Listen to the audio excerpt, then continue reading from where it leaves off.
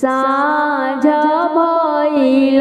सन्झायली अङ्गनैया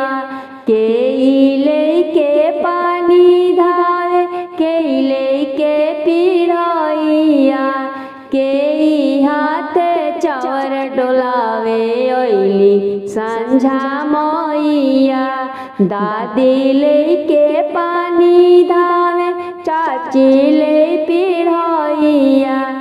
अम्मा हाथे चावर डोलावे ऐली घरवा मैया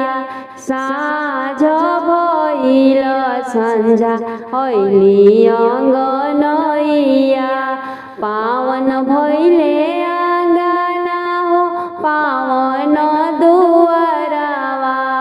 सन्झा ऐली बखरी भइल उजिया